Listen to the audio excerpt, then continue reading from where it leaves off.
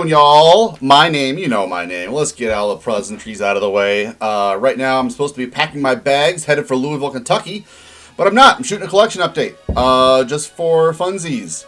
I hope to see a lot of you there. I'm going to see Kellen, Killing for Company, Marty Worm. Who else is going to be there? Jim from the Heavy Metallurgy streams. Anyways, I have 19 minutes. I hope to get this video done with. So let's get on with it. Listening to in the background, Winter Semester with Yavarvaristana. The band had a full length and an EP. This is the EP. The full length is amazing. I haven't spun this in a really long time, so we're spinning it right now. I kind of regret that now that I'm using a microphone so you can hear my sexy voice a little bit better. You don't really get to hear the music as well. Sorry. I would like to fix that. So, it's a little stack of CDs, a little stack of LPs, and all of this is unholy noise. Picked this up in Chicago. Arismenda. Despair's Depths Descended. Y'all should know this band. This is really good. This is one of my favorite of the Black Twilight Circle group. My mind is just very occupied right now, so remembering these stupid little minutia things is kind of escaping me lately. But yeah, my buddy John gave me a copy of this. He let me pillage his CD collection. That was super fun and nice of him. Yeah, y'all know Arismenda, right? Got this in a long time ago. I've had this on my want list for quite a while, although this isn't one of those albums that I had, back in the day or was familiar with until not too long ago. But I've always wanted to pick up Pertinence, Member of Immortal Damnation, and I finally have it. This is the extreme version, of course. OGs of this are Mad Gold. I love this stuff. Finnish death metal, absolutely crushing. It's fun to be able to dig into something that I, wasn't super familiar with. This cat. I swear these animals are gonna blow this house up. It's good. I love this thing. That version kind of goes for like $20 to $30, and finally kind of got a cheap copy of it on Discogs. So that was exciting. Oh yeah, so this is a holdover from Roger Kjorvik's end of the year list from last year. I want to say this was his number one pick, and I was kind of shocked once he got to the number one pick because I was trying to predict what it was. Thought I knew what it was, and then he pulled this out, and I was like, I didn't know that existed. I haven't heard anybody talk about that. Therefore, I started listening to it and have been blown away. And picked up a copy of it, and here we are, Dark Millennium with Acid River. Wow, what a comeback band. So these guys kind of got some traction back in the mid-90s with their Ashore the Celestial Burden album. Did another couple of albums which I'm not super familiar with, but they're German, but they really sound pretty Swedish. And in fact, this one, I've been telling people it kind of sounds like an Edge of Sanity album, right around the Crimson era, with some real kind of dissection vocals all over it. It was an acquired taste for me for a minute because the vocals are very, very in your face, way up front, kind of weird. I've gotten used to it, and the vocalist is just insanely brutal and intense. So I kind of get why it is that way. I would change it. I would still like to hear the vocals down a little bit more, but what a rager. It's not how do I describe this? It's melodic death metal, but it's really not like anything else I've heard before. This is a super, super interesting album. Highly recommended from myself and Roger Kjorvik. My man Tony over at Life Eternal hipped me to this. He saw Monstrosity play at Metal Threat Fest after I left, and he picked up a copy of this, and it got me thinking, like, if the band is bringing copies of this to their shows, then they probably have them available on their website. The reason this is weird is because people are paying up to like $40 for this on Discogs when you can get it on their website for like $13, I want to say. Infamously horrible album artwork. This is Millennium by Monstrosity, of course. Probably know that. This was recorded by Scott Burns, and you probably also are aware this is the last album that The Neck Corpse Grinders sang on before joining Cannibal Corpse. So yeah, this is great. Man, Monstrosity are one of the most consistent and just impressive fucking cats death metal bands ever to come out of Florida. I just think Monstrosity are solid, impenetrable. One more CD, we'll get into some vinyl. Also, thanks to Anthony, he hipped me to this guy. Although Simon, up there, talked about this in a video maybe a year ago or so. I have a demo compilation of this band, and it's really, really good, and it reminds me of, like, Suffocation. This isn't really at all like Suffocation. It's kind of a no-fashion sort of Swedish death metal kind of thing. So this is a old Shadow Records version. I've listened to about half of it. The mix on it is a little kind of hard for me to love, I guess, but it's pretty good. It was cheap, and it's one of those weird relics from the past that, like, it's kind of weird that people haven't hipped to it quite that much.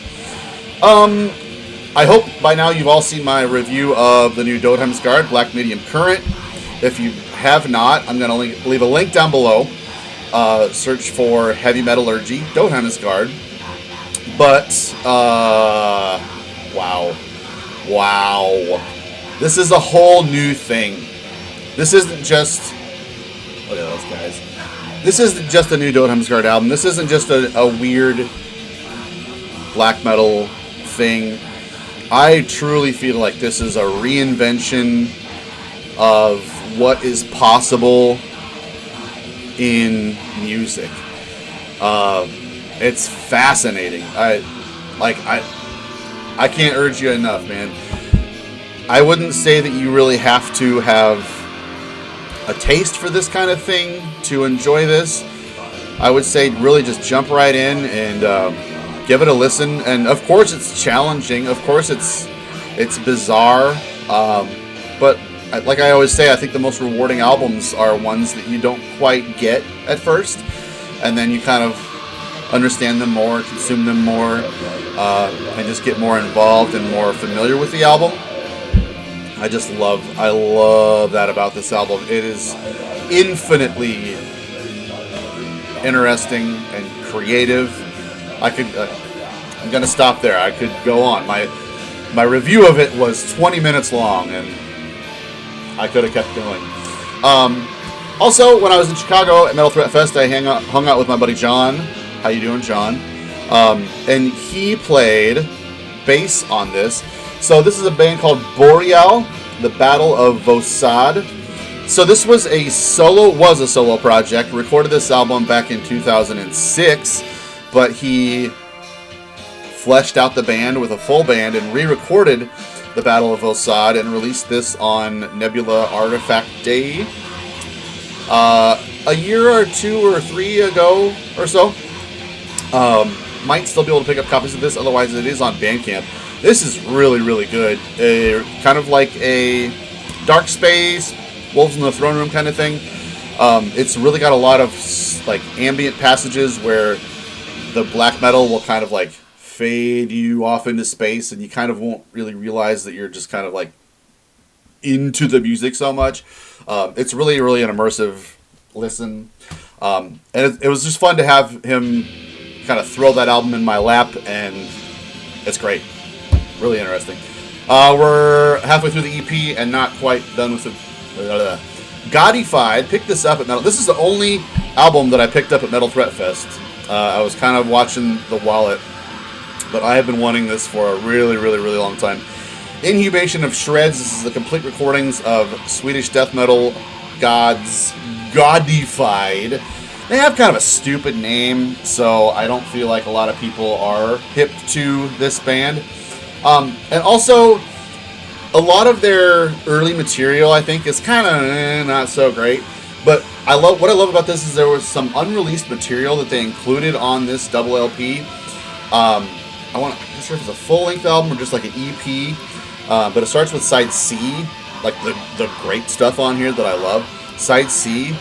Holy crap. Awesome Swede death. Not generic. Kind of reminds me of like Darkified. Still in Sweden here. Hypocrite. Into the Halls of the Blind. I've been kind of wanting to get my hand on a copy of this because no fashion. Close it in on my no fashion collection. I probably don't need very many more to finish it out. Anyways, this is a Swedish black metal, super melodic. Actually, I'm gonna take that back. This isn't black metal. This is death metal. But it's it's kind of fast. It's kind of raspy, kind of higher pitched, kind of riffing. And it's a no fashion release. You ought to know what no fashion stuff sounds like. Rules. Into to Megatherion. Man, I struggle with Celtic Frost. I really do. But I'm trying to give them their due and pick up a lot of their releases if I can for the cheap. It's got this EP on it, of course.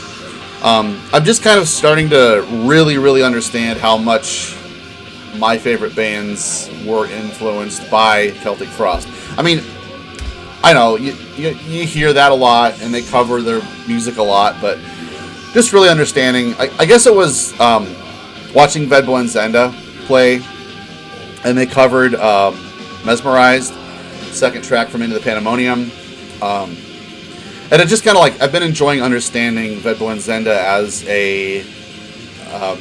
as being influenced by Into the Pandemonium, which. So, I don't know, my take on To Megatherion is there's some really killer parts on it. But there's some really sloggy, boring parts that, like, every song sounds the same, man. I kind of also feel like, let's get this out of the way, Tom Wary's a douchebag. But his guitar tone is so just, like, overtly, intentionally...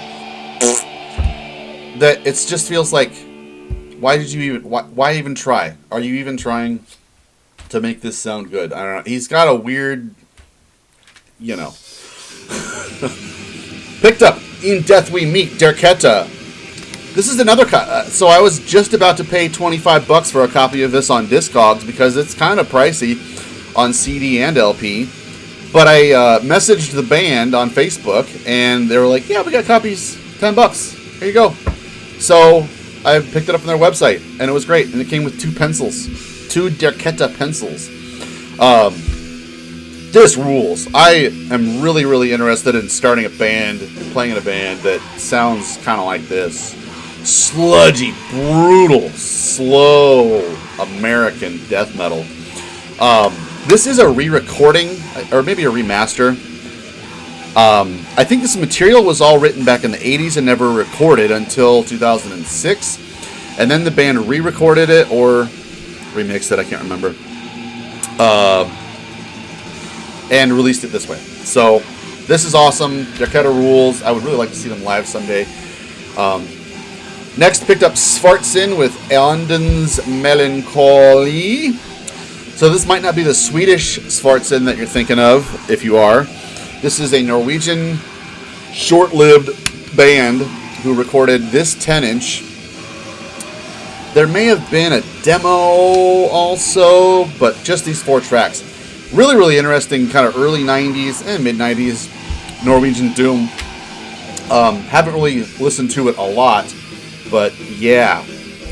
Also picked up Grinder with Dawn for the Living. I haven't listened to this really much at all. I can't even remember why I wound up kind of digging into their stuff. I've seen, I think, like Aaron Margosian hype this band on LP. looked into it, and it's just one of those bands where like all their vinyl are like $150, so I was like, nah. So come to find out, this is pretty easy to find, pretty cheap, just shreddy speed metal from the 80s. Yeah, it's good stuff. I need to spin that some more. Here's another one I wish I had the time to listen to, but so far, I mean, listen to more. So far, it's been really fascinating. I met this painter at Metal Threat Fest. He painted this cover. He also did cover artwork for Haunter and what is that? I'm not sure. I'll put some words here that will tell you what I'm thinking so that I can think later. But this is his project. It is called Panegyrist. This came out on iVoidhanger. This is strange. Very, very interesting stuff. It's got a very occultish kind of vibe to it all. But what really drew me in was the vocals. Super interesting. Kind of like it's mostly clean vocals from what I've heard so far, and it's like two clean vocals like harmonizing with itself in a very, very kind of weird like choral way. I'm not sure how to describe it, but that's an interesting release. I'm really looking forward to just giving a lot more time to. But I just keep buying these stupid things that make it so I don't listen to stuff a whole lot. Kitten update. You kind of smell like poop. You should go lick your paws. Got about 3 minutes. Imperial Crystalline Entombment. Ixiol Productions put this guy out. I think this sold out in less than 5 minutes. Fast, blasty, black metal. If you saw my bands that are better than Marduk video, that was heavily featured in it. It's like speedy, kind of big riff black metal, but with like death metal kind of production and really, really fast kind of Derek Roddy blasting. I think Derek Roddy might have played drums on that album. I also did a review on Heavy Metallurgy channel of this Lamp of Murmur Saturnian Bloodstorm album. And I'm going to go ahead and say it. This is better than the new Immortal. This borrows very heavily from the, I guess I'll admit it, it's mid-era Immortal. Kind of your Damned in Black, Sons of Northern Darkness. At the Heart of Winter is a pretty good album, but there's a lot of flaws with it. But I feel like this band was kind of trying to capitalize on all those ideas and styles and make them a little bit more developed and fully realized and better than what they wound up being. So, yeah. A couple more. The Moaning Blood from Stone. Talk about no fashion. It was also Roger Korvik who hipped me to the fact that this had been reissued yet again. I missed out on the last reissue of it from a couple years ago. So, Floga did this reissue. Looks great. This is some hyper melodic Swedish black metal. So there's a lot of like Swedish black metal that should be known as death metal. But I'm going to go ahead and say this is black metal. It is very, very nasty, very high-end. Vocals are pretty black metal. But this is some genius riffing. I'm so stoked to have this on vinyl. I'm really stoked to have an OG of the No Fashion CD version of it, because that thing is rare and hard to find. When I think of the pinnacle of melodic Swedish black death metal from the late 90s, this is what I think of. If you asked me what it sounds like, I would put this on and blow your mind because it rules. Two more in silence because I'm going over my time. Crypt of Kerberos, World of Myths. Man, this is all old stuff. I love that, like, over the course of my channel, I've gotten less and less about new artists, and it's all just like reissues and old stuff and represses and OGs. And so if you're coming here for new music recommendations, I'm sorry, you're gonna have to go to somewhere else. Anyways, this is a just godly Swedish death metal band who really are worshipped at the altar of atheist. A little bit of maybe pestilence in there. This is just mind-blowing. Not the original cover artwork, but I feel like this is quite an improvement on the original cover artwork because this wasn't cutting it. The Crypt reissued this guy, and yeah, pick this up. I feel like it's pretty regularly now that I get to looking into some album that the Crypt reissued, and I missed out on it years and years and years ago, and the reissues are all going for $150, $200. So get this before you regret it for a cheap price. It's been sitting in distros fairly cheap. In fact, I got this from Paragon for, I think, $23, and you're not going to regret picking that up. Last but not least is an album that I feel like is probably going to be the hardest sell out of this whole pile. This is a weird band. Very weird band. This is the last release by Ethel Duoth, Hemmed by Light, Shaped by Darkness. I love this cover artwork. You ought to follow him on Instagram. I believe, what's his name? Aaron Alfrey. That's what it is. I'll put the @ down there. So this band started out in like the late 90s as kind of a digital emperor kind of thing, and quickly got very, very, very weird. In the final album, Karen Crisis joined on vocals. I'm not familiar with Crisis really whatsoever, and I think I've listened to him a little bit, and I don't think the vocals are nearly as weird in Crisis as they are here. They're an acquired taste. I might even say this is perhaps, say for King Diamond, the biggest hard to drink, hard sell vocal performance I've ever heard. But that's what makes me love it. The music is very proggy and serpentine and bizarre. Marco Miniman plays drums on this. And he is like one of the tech masters, played Necrophagist on Epitaph. Yeah, this is one of the weirdest things I've ever heard, and I absolutely cherish it. Been looking for copies on vinyl for quite a while. Got some splatter there. But yeah, if you're looking for a challenge, if you're looking for something really, really weird, or if you're just curious about what this sounds like, I dare you to give this a listen. It is fascinating. I guarantee you, I would put money on the idea that if you listen to this, you're going to be like, why is she singing like that?